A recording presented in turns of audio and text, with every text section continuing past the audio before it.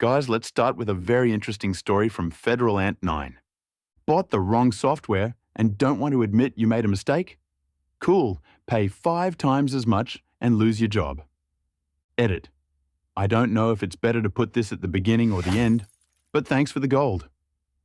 Reading these delicious stories reminded me of my own MC story that happened over 20 years ago. Conversations from memory may have minor details altered, but the story's the same. TLDR at the end. I had worked about 2 years at this point for a MSP, at the time called a systems integrator, and they generously paid for the engineers' techs to obtain industry certifications. I started out as an on-call contractor setting up desktops, and they hired me on full-time after about 3 months. By the time the MC occurred, I had worked my way up to junior-level engineer, obtained my MCSE, CNA, and was working towards my CNE and Cisco certs. At the time, Novell and Microsoft were neck and neck in server operating system dominance, hence getting both certs. With book study and field experience, I wasn't an expert, but I held my own. One day, I get called into the boss's office to meet with him, the owner, and the salesperson. The owner told me with a gleam in his eye that the company just landed a major, high-profile client, our city's pro basketball team, and they've agreed to give us a small task to prove ourselves. I was to install and configure backup software on their Windows server, important later, and test to ensure it works. The team offered the carrot of not only signing a long-term support contract, but also a recommendation to their business partners and other teams if I was successful. This was definitely within my wheelhouse. I figured 1 hour tops, in and out. I showed up to the arena, checked in with security, and I'm escorted to the business office area. A lady we'll call Karen comes out and introduces herself as the CIO. Karen spent the first 45 minutes of my time there to take me on a grand tour of the business office. I saw the owner's offices, the GM's office, her office, pictures of framed, autographed jerseys, the nearly empty trophy case, and the big glass window that overlooks the court. She even said I'm welcome to eat lunch in the staff dining area. She then said she's taking me to the server room. In another circumstance, I would have considered the tour a treat, but 3 things. First, I had another client to see that day, and this was messing up my schedule. Not a big deal, I can have the office call the client to move the visit back a little. Second, the team hadn't exactly been playing championship caliber basketball except the last 2 years prior. Before that, they made the playoffs twice in 15 years and got their heads kicked in both times. Third, my favorite basketball team is this team's rival, so it's cool, but I'm not over the moon. Then she asked if I was ready to see the server room. We turned a couple of corners and she unlocked the door to a really small office. Boxes stacked in one corner, spare furniture in another. At the back wall sat an old-school CRT monitor hooked to an old-school KVM switch box on a desk connected to 2 tower computers sitting side by side on the carpeted floor. Right next to the monitor sat a stack of network switches with spaghetti of cables that ran haphazardly up the wall and into a removed panel of the fake ceiling. On top of the towers sat a box with the backup software. Karen waved her hand at the setup, pointed to a sheet with some handwriting on it, said, "I should have everything I need, and she'll be in her office if I had any questions." She left me to it, and after I called the home office to reschedule my other client, I started assessing the situation. I quickly saw the first problem. The NetWare server was already set up to run backups, but going by the status report date on the screen, backups hadn't been running for months. The software was only an add-on module to backup email folders. Using the credentials on the sheet, I logged into the Windows Server running Exchange to handle all the email. I tried to look at different settings, and I quickly realized I only had limited permissions. I logged to the Novell server, and I didn't have enough permissions. I walked back to the CIO's office. So far, Karen's been pretty chill, but suddenly, Karen flipped the Karen switch on. Maybe I didn't seem impressed enough with the tour. Me? 2 problems. First, I need admin permissions to do the work you need done. Second, ... Karen, why do you need admin permissions? Me? To install and configure the backup software? The software also... Karen, why can't you just use the accounts I gave you? Me, because they don't have enough permission? Also the backup soft dash dash. Karen, my other tech, let's call him Paul, uses those accounts fine to run the backups. Why do you need extra permissions? Picks up the desk phone and dials. Hey Paul, could you come to my office now please? Thanks. Me, probably because he has backup operator permissions. Higher permissions are needed to install software. Speaking of which... Karen, after Paul knocks on the door and enters. Have you had any problems with the daily backups? Paul, number. Why? Karen, Federal 9 here says he needs extra permissions to install the backup software. Do you agree? Paul, looks side to side. I'm not sure as I just handle the desktop. Karen, if Paul can manage backups with those accounts, I don't see why you can't install the software, Federal 9. Me? How did you install the software originally? Karen, all of this was set up before I started here, and I was brought in to clean this entire up. Me, is there anyone else who manages the servers? Karen, no, it's just me and him. Me, I see. Would you come with me, please? I need to show you something. Karen, why? Me, it's easier to show you than explain. Karen rolls her eyes, gets up from her desk, and motions for Paul to come with. We all go back to the server room. Me? Okay, first let me ask. My understanding is you want the backup software installed on the Windows server, right? Karen? Of course, so it can perform brick-level backups of the email. You guys said you were sending one of your best. How do you not know about backups? For those who don't know, brick-level backups at that time, not sure what it's called now, meant the software allowed the backup and restore of individual emails, not the entire email database. So, if someone deleted one email and wanted just that one restored, that could happen instead of restoring, overwriting the entire database and losing new emails processed since the last backup. It also saved a lot of time. Me? That's why I'm asking. You bought an add-on module for the Novell server, showing her where it says on the box. I can't install this on Windows. Karen snatches the box from my hand. I called the software company myself and ordered it from them directly after I told them the setup here. Are you saying they lied to me and sold me the wrong product or made a mistake? Me. No, I'm not saying that as I wasn't part of the conversation. I'm only saying this is for Novell and I can't install this on Windows. Karen. So they sold me the wrong software? Me. Can we go to their website or call them? Karen rolls her eyes. Fine, let's go back to my office.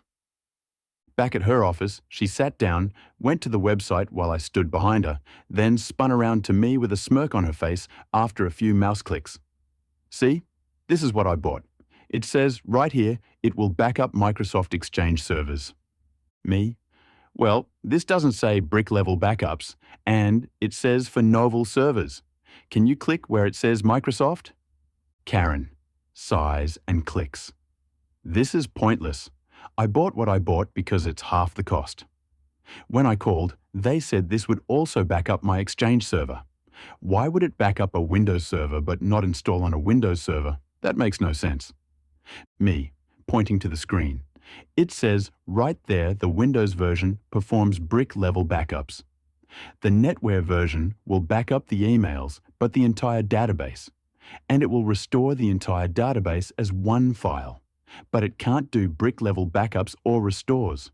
A server can back up anything as long as it can see it on a network and it has permissions to it. Karen, here's the bottom line. They told me this would work. I'm paying you to make this work, so make it work. Or tell me you can't make it work and I'll find someone who can. Enter the malicious compliance. Me, it'll work, but not like how you think. And if you want to, air quotes, make it work, it will only install on Novell. Can I show you? Karen sighs and hands me the software box. Me, I still need an admin login. After several more minutes of debate over the admin login, she reluctantly logged me into the Windows server. I put the CD into the Windows server and nothing happened. I brought up the CD in Explorer to show her folders and files, but no executable and no way really to install. She unlocked the Novell console. I inserted the CD, mounted it, and the install auto ran. I didn't look back, but I could feel her eyes burning holes into the back of my head. In about 30 minutes, I installed the software, configured it to back up the Exchange server boxes as well as the rest of the data on both servers, and performed a successful test backup all while she hovered over me with her arms crossed. I noticed that backups hadn't been running, and after checking the logs to find the problem, I configured the scheduled service to log in with the backup operator account credentials. Tested again successfully. Me? By the way, your backups haven't been running for about 3 months. I fixed that for you. The scheduled service didn't have a login account configured, so I plugged in the backup operator username/password. Karen: What do you mean? You saw the status screen when we walked in and it said a successful backup? And you said you needed admin rights? Me: Yes, that was the last successful backup, which was months ago. Switching to the log file on screen. Here's the date and time of the last successful backup. Configuring a backup job and installing software are two different tasks that need two different sets of permissions. Karen stomped to the door, opened it, and yelled for Paul. When he arrived, she lit into him so loudly someone from the cubicles came into the room to see what the problem was. I still feel bad about that because it wasn't Paul's fault. After 3 hours, I left and immediately called my boss from the car, explaining exactly what happened. Sure enough, Karen had already called. My boss reassigned my other client and asked me to come back. When I got back to the office, the owner, my boss, and I went to the conference room, and we set up a conference call with Karen and the backup software support team. They looked up Karen's account and politely explained that according to the notes, they told Karen to buy the Windows version for brick-level backups of Exchange email accounts. But Karen balked at the price, so they offered her the Novell version with the caveat that it would perform entire Exchange database backups and user folders only. I wasn't completely right, but right enough. Karen now insisted that they only sold her what they sold her because she threatened to buy their competitor's software. After she demanded a supervisor, the supervisor got on the call and said she needed to buy the correct software. They would make an exception to their no refunds on opened software policy and give her a partial credit.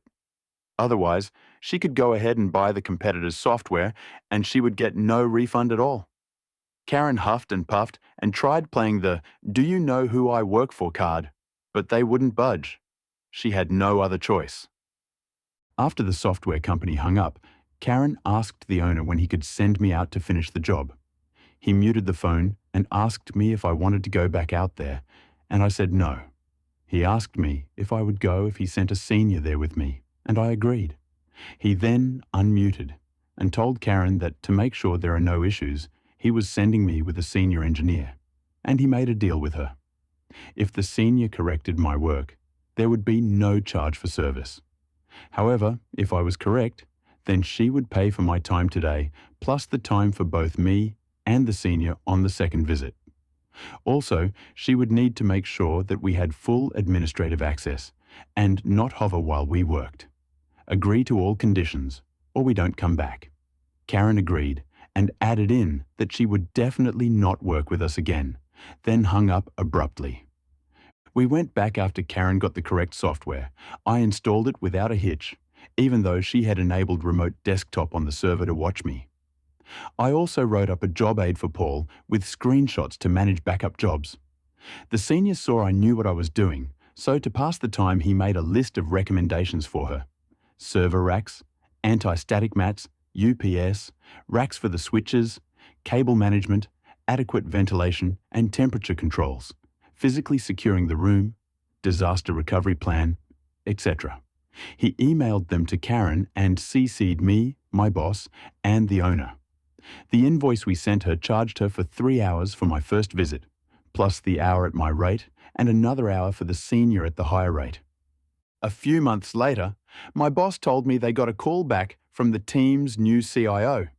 He said after the team restructured the business unit, He took Karen's place and hired additional staff. Paul discovered the recommendation list among a bunch of emails Karen had deleted with a brick-level restore of her emails that I set up. The new CIO wanted to know how soon the company could send someone to complete the recommendation list and consult his staff on additional recommendations. Since the new CIO was hiring his own staff, he wouldn't need us for a long-term support contract, but he would definitely call us when he needed any work done they couldn't handle. TLDR: CIO Karen buys the wrong software and won't admit it, pays 5 times the service hours needed to do the work, tried to delete the recommendation list my coworker emails to her, and the new CIO restores the email of recommendations from the software I configured after she's fired. The malicious compliance was perfect and it was executed flawlessly. The CIO was at mistake and she didn't want to accept it, which made her lose her reputation when the boss had to get involved. Such egoistic people deserve this humiliation.